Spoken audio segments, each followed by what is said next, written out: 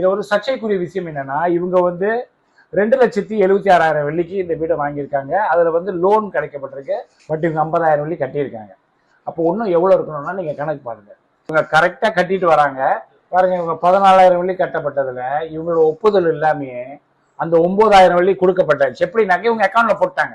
நான் வேலைக்கு போக கூட நான் தயாரா இருக்கல. யார் எனக்கு வேலை கொடுப்பா? விளம்பரத்துக்காக இந்த வீடியோலாம் போடல. மக்கள் இந்த மாதிரி துயரத்துல இந்த நாட்டுல உள்ள குடிமக்கள் அவதிப்படுறாங்க. அதை களை எடுப்பதே எங்களோட நோக்கம். வாழ்க வளமுடன். எண்ணமே உயர்வு, எண்ணம் போல்தான் வாழ்வு. மீண்டும் டாக்டர் கலைமலர் பினாங் ஐலண்ட்ல இருக்கிறோம். இந்த சகோதரி வந்து சகோதரி மோகனா, தகப்பனார் பேர் நாராயணசாமி, 55 வயது.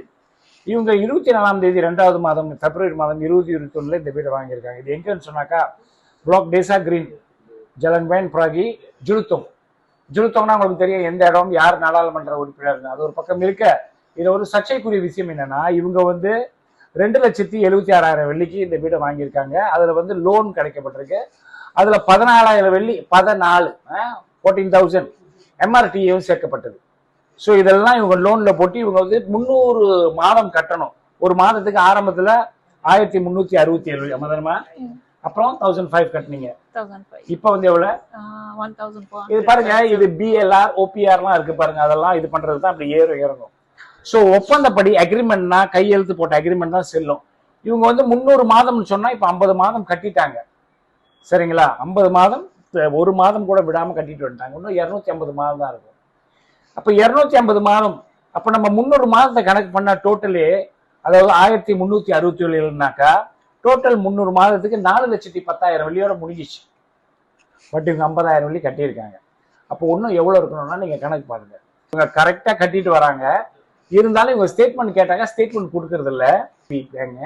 பட் இவங்களுக்கு என்னன்னாக்கா 6,66,000 வெள்ளி இருக்குது அப்படின்றாங்க. இதுல டோட்டல் அந்த 300 மாதம் அக்ரிமெண்ட் பண்ணாலே இதுக்கு வந்துட்டு எவ்வளவு வரும்னு சொன்னாக்கா 4,10,000 முடிஞ்சிச்சு.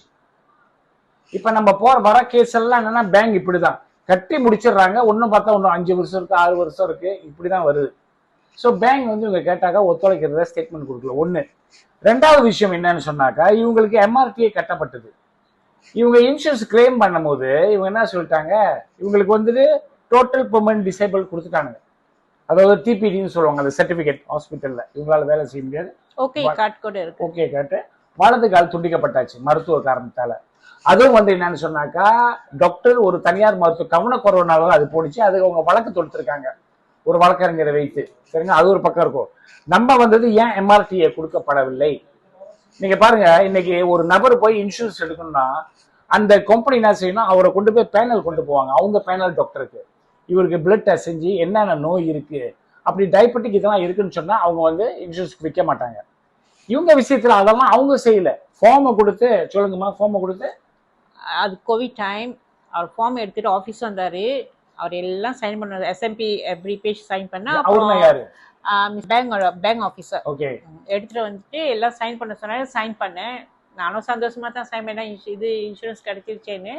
அப்புறம் என்ன இன்சூரன்ஸ் நான் கேட்டேன், இது என்ன இன்சூரன்ஸ் உடனே. சரி இன்சூரன்ஸும் நான் சைன் பண்ணேன். பட் அவர் என்கிட்ட ஒன்றுமே கேட்கல. உனக்கு என்ன சீக்கு இருக்கு, ஏது சீக்கு இருக்கு, ஒன்றுமே கேட்கல. ஆனால் அந்த இன்சூரன்ஸ் ஃபார்ம் அவர் தான் ஃபில்அப் பண்ணாரு. அதில் ஒரு சின்ன காலம் இருக்கும். அவர் வந்து எல்லாத்துலேயும் நோ போட்டாரு. நான் எல்லாம் இன்சூரன்ஸ் கிடைச்சிருச்சே சொல்லிட்டு நான் சைன் பண்ணி கொடுத்துட்டேன். இப்போ இந்த மாதிரி ஆன பிற்பாடு நான் கேட்கும் போது முடியாதுன்னு சொல்லிட்டாங்க. தென் நான் தக்காஃபோல் கிட்ட நான் கம்யூனிகேட் பண்ணியிருந்தேன். நான் லெட்டர் அனுப்பினேன், ராயுவான் லெட்டர் அனுப்பினேன்.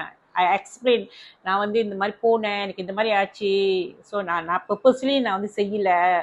எல்லாம் நான் கம்யூனிகேட் பண்ணிட்டு இருக்கும் போதே அவங்க வந்து முடியாதுன்னு சொல்லிட்டாங்க. என்னோட இன்சூரன்ஸை வந்து ரிட்டர்ன் பண்ணிட்டாங்க. பாருங்க, இவங்க 14,000 வெள்ளி கட்டப்பட்டதுல இவங்களோட ஒப்புதல் இல்லாமே அந்த 9,000 வெள்ளி கொடுக்கப்பட்டாச்சு. எப்படி நகை இவங்க அக்கௌண்ட்ல போட்டாங்க. அது இவங்க கேட்க கிடையாது. இவங்களுக்கு இன்சூரன்ஸ் தான். பாக்கி பேலன்ஸ் அந்த வீட்டு கடனை ஒரு காலை வச்சு இவங்க எப்படி கட்டுவாங்க. அதுக்கு தானே எம்ஆர்டியோட நோக்கம்.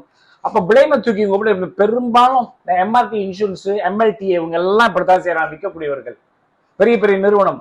இதுக்கு பேங்க் நகரா இப்பதான் நாங்க புஷ் பண்றோம். ஒரு கேஸா முடிச்சுட்டு வருது. இவ்வளவு நாள் யாரும் பேங்க் நகரா இந்த அளவு துரிதமா புஷ் பண்ண கிடையாது. உங்களுக்கு என்ன வேணும்? நம்மள இப்ப நான் டாக்டர் வந்து ஹெல்ப் கேட்டது என்னோட இன்சூரன்ஸை கிளைம் பண்றதுக்கு தான்.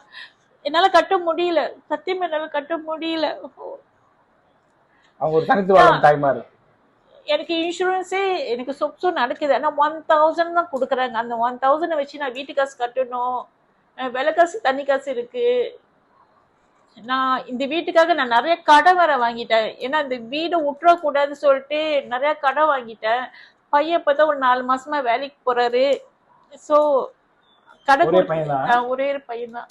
ஸோ கடன் கொடுத்தவங்க கிட்ட நான் ஒரு ஒப்பந்தம் வச்சேன், என் பையன் வேலைக்கு போறேன்னா நான் கூட கொஞ்சம் கொஞ்சமா கட்டிக்கிறேன்னு. இப்போ 2 மாசமா நான் கட்டியிருக்கேன் அவர்கிட்ட. இன்னும் நிறைய இருக்கு. ஸோ நான் எவ்வளவு நாள் தான் ஆகுதுங்க? அது ஒரு 6 வருஷமா 6 வருஷமா ஆகுது. நான் என்கிட்ட இப்ப ஒண்ணும் இல்ல. நான் எப்படி நான் வேலைக்கு போக கூட நான் தயாரா இருக்கேன். யார் எனக்கு வேலை கொடுப்பா? இந்த 2 கால் வச்சு நான் எங்க போவேன் வேலைக்கு? பாருங்க, இதுதாங்க இந்த துயரம் தான் நாடு முழுவதும் நம்ம இந்தியர்களுக்கு இவ்வளோ மோசமாக இருக்குது. நீங்கள் கவலைப்படாதீங்க. முடிந்த அளவு நாங்கள் வந்து உங்களுக்கு எந்த அளவுக்கு ப்ரெஷர் போட முடியுமோ ப்ரெஷர் கொடுத்து உங்களுக்கு அதை இன்சூரன்ஸ் க்ளைம் பண்ணுறதுக்கு உதவி செய்யணும். நாட்டில் பார்க்கக்கூடியவர்கள் நமக்கு அந்த மாதிரி பிரச்சனை இல்லை அப்படின்னு நினைக்காதீங்க. நிறைய ஷேர் பண்ணுங்கள். இதை பார்க்கக்கூடிய நிறைய பகிருங்க. இதை நீங்களும் ஒரு யுக்தியாக எடுத்து இது உதாரணமாக எடுத்து பேங்க்கில் போய் செக் பண்ணிக்கோங்க. இன்சூரன்ஸ் ஃபார்மில் என்ன போட்டிருக்காங்க, அது ரொம்ப முக்கியங்க. சரிங்களா? சும்மா இது வந்து விளம்பரத்துக்காக இந்த வீடியோலாம் போடலை. மக்கள் இந்த மாதிரி துயரத்தில் இந்த நாட்டில் உள்ள குடிமக்கள் அவதிப்படுறாங்க. அதை களை எடுப்பதே எங்களோட நோக்கம். இது வந்து என்னன்னு சொன்னாக்கா, பேங்க் நகரா முழுமையாக இதை வந்து களை எடுக்க வேண்டும். ஏன்னா எல்லாமே பேங்க் நகரா கீழே தான். இந்த இன்ஸ்டிடியூட்டுக்கு வாங்க எல்லாமே பேங்க் நகரா கீழே. ஸோ பேங்க் நகரில் இப்போ நாங்கள் போகிற வரைக்கும் நல்ல ஒத்துழைப்பு கொடுக்குற நிறைய விஷயங்கள் கலையுது.